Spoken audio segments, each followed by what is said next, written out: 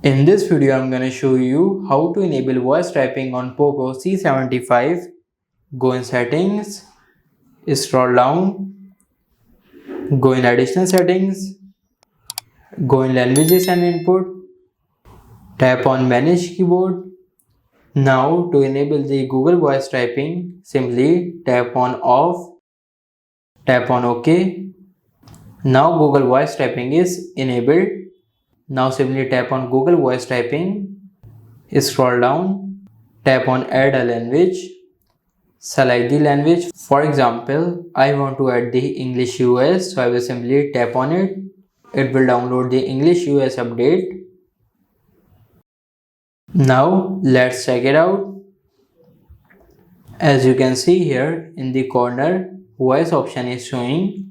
Simply tap on it, allow the access, download, Minecraft, APK file. So this is how you can enable voice typing on Poco C75.